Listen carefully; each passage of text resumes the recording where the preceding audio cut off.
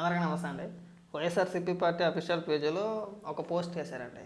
జనసేన ఎమ్మెల్యేకి సంబంధించిన ఒక వీడియో పోస్ట్ చేస్తూ వాళ్ళు వేసిన ట్వీట్ మాట చదివినిపిస్తాను చూడండి.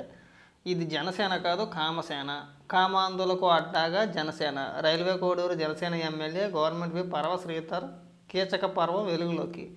ఏడాదిన్నరగా మహిళను బెదిరిస్తూ ఆమెపై అత్యాచారం, గర్భం దాల్చడంతో అబార్షన్ చేయించిన ఎమ్మెల్యే, ఐటీ ఉద్యోగం చేస్తున్న ఆమె భర్తకు విడాకులు ఇవ్వాలని బెదిరింపులు, చెప్పిన మాట వినకపోతే 3 ఏళ్ల కొడుకుని చంపేస్తామని బెదిరింపులు, ఎమ్మెల్యే అరవశ్రీతో ఆగడాలు తట్టుకోలేక వీడియోలు వాట్సాప్ చాట్ను బయట పెట్టిన బాధితురాలు. మహిళలకు మీరు ఇచ్చిన రక్షణ ఇదేనా? మీరే చెప్పాలన్నమాట. నేను ఇక్కడేమి ఎమ్మెల్యేనేమి సమర్థించను. ఎమ్మెల్యేకి కూడా బుర్ర బుద్ధి జ్ఞానం లేదు. అంత వయసు వచ్చింది, ఎమ్మెల్యేవి, అందులోనూ ప్రభుత్వ విపివి. ఏం చేస్తున్నావు, ఎందుకు, ఏం చెయ్యాలి, ఏం చేయకూడదు కనీసం ఇంగిత జ్ఞానం లేదు మీకు. ఆ గొడ్డలు ఇప్పుకొని ఫోన్ మాట్లాడే ఫ్యాంటసీ ఎక్కడి నుంచి వచ్చిందో మాకు అర్థం కావట్లా. ఆ గోరంట్ల మాధవ్, ఆ అనంతబాబు, నువ్వు, తర్వాత రీసెంట్గా సచివేడి ఎమ్మెల్యే, అప్పుడు కూడా నేను మాట్లాడాను. గోరంట్ల మాధవ్ అప్పుడు మాట్లాడా, అనంతబాబు అప్పుడు మాట్లాడా, సచివేడి ఎమ్మెల్యే అయినప్పుడు మాట్లాడాను, ఇప్పుడు కూడా మాట్లాడుతున్నా. మీకు ఏం పోయే కాలం అండి?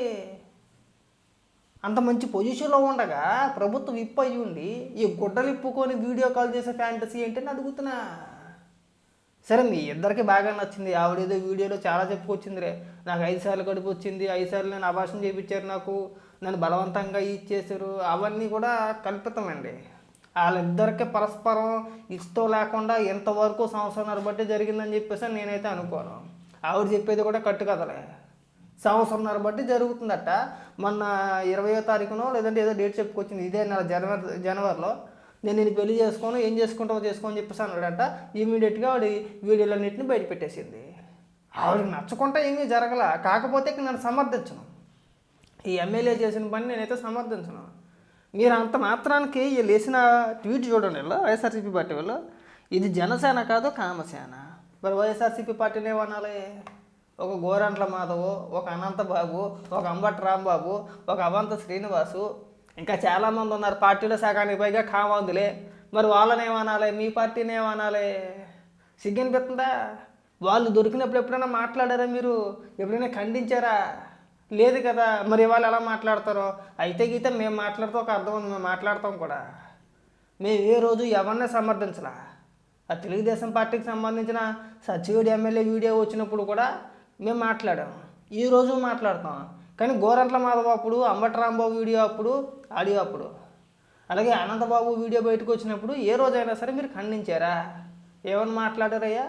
అది మార్పుడు వీడియో, అది ఇది, దానికి జగన్మోహన్ రెడ్డికి ఏం సంబంధం, దానికి వైఎస్ఆర్సీపీ పార్టీకి ఏం సంబంధం అన్న మీరు ఇవాళ జనసేన పార్టీని కామసేన అని చెప్పేసి ఎట్లా అంటారండి మీరు? ఆ ఎమ్మెల్యేకైనా కానీ బుద్ధి ఉండాలి కదా. ఇవాళ నిన్న అనట్లేదు కదా, ఎవరిని అంటున్నారు? వైఎస్ఆర్సీపీ సోషల్ మీడియా మొత్తం పవన్ కళ్యాణ్ గారిని ఉద్దేశించి, అలాగే నువ్వు చేసిన నీచమైన కార్యక్రమాన్ని ఉద్దేశించి ఎంత దారుణంగా మాట్లాడుతున్నారు. ఇవన్నీ తెలియవండి. ఇదేం పోయే కాలం నాకు అర్థం కావట్లేదు. ప్రతి ఒక్కరికి ఇది ఒక ఫ్యాషన్ అయిపోయింది. ఒక స్థాయికి వచ్చిన దాకా కష్టపడడం, ఒక స్థాయికి వచ్చిన తర్వాత ఒళ్ళు మర్చిపోవడం, డబ్బు ఉందానో, పలుకుబడి ఉందానో, ఇంకోటి ఉందానో, ఉన్నంతసేపు బాగానే ఉండడం. ఆవిడ ఏమి తక్కువ అని చెప్పేసి నేనేమన్నా. మహిళ అయితే అయ్యి ఉండొచ్చు, నేను ఎక్కడ కించపరిచి మాట్లాడట్లా. ఆవిడ స్వార్థం ఆవిడది. ఆవిడేం ఊరికే ఫోన్ చేయలే. సంవత్సరంన్నర పాటు గడిపారంటే, సంవత్సరంన్నర పాటు ఈ వ్యవహారాన్ని తీసుకెళ్ళారంటే వాళ్ళకి పరస్పరం ఇష్టం లేకుండానే ఎంత దూరం వచ్చుద్దా అండి?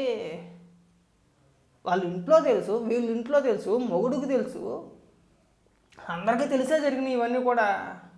ఆవిడ 1 సారి 2 సార్లు చెప్పట్లా, 5 సార్లు అభాషణ చేయించుకున్నానని చెప్తుంది. ఇష్టం లేకుండా 5 సార్లు అభాషణ చేయించుకుంటారండి? ఎక్కడ విడ్డారు ఇది? ఎవడో చెప్తున్నారు మీరు అన్నీ అప్పబాకూర్లు.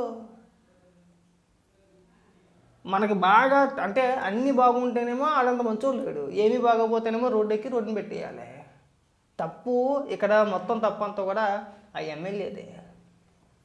ఏమాత్రమైన బుర్ర ఉంటే ఇలాంటి నీచమైన కార్యక్రమాలు చేసి ఉండడు. చేసిన తర్వాత తప్పు పట్టేది ఏమి లేదు, విమర్శించేయడమే, సమర్థించేది ఏమి ఉండదు. ఇక్కడ మహిళనేమి ఎవడో తప్పు పట్టలేడు కదా. మహిళ కాబట్టి ఎవడో తప్పు పట్టాడు. ఇక నిన్నే తప్పు పడతాడు, నిన్ను పార్టీని అంటాడు, ప్రభుత్వాన్ని విమర్శిస్తాడు. ఇప్పుడు వచ్చింది అదే కదా. ఆ మాత్రం ఇంగిత జ్ఞానం లేకపోతే ఎట్టాగండి? ఇవాళ సోషల్ మీడియాలో కొద్దో గొప్ప ఏదైనా ఒక పేరు ఉన్నవాడు ఎవరితో అన్నా మాట్లాడాలంటే భయం వేస్తుంది. అక్కడ దాకా ఎందుకు? నేను కనీసం ఎవడైనా ఫోన్ చేస్తే ఎవడైనా మళ్ళీ అమ్మాయిలు ఇంకొకరు కాదు, ఎవడైనా ఫోన్ చేస్తే 6-5 నిమిషాలు మాట్లాడడానికి నాకు భయం వేస్తుంది. ఎందుకు వచ్చిన తలకాయ చెప్పారా బాబు అని చెప్పేసి ఏదైనా పని ఉందని చెప్పేసి టికెట్ పెట్టేస్తాం. మీరు అలాంటిది ఎమ్మెల్యేలు అయ్యి ఉండి, ప్రభుత్వ విప్ అయ్యి ఉండి, చక్కగా వీడియో కాల్లో గుడ్లు ఇప్పేసుకొని మరీ అట్ట మాట్లాడతాను. మాకు అర్థం కావట్లా. ఆ మాత్రం తెలియదు మీకు, మేమే భయపడతాం. మీకు అది లేదు, వదిలేశారంతే. మనకి ఏమో వద్దులే, మన ప్రభుత్వం విప్పు ఎమ్మెల్యేం కదా అని చెప్పేసి బలుపు అంతే అంటేనా? సిగ్గనిపించట్లా?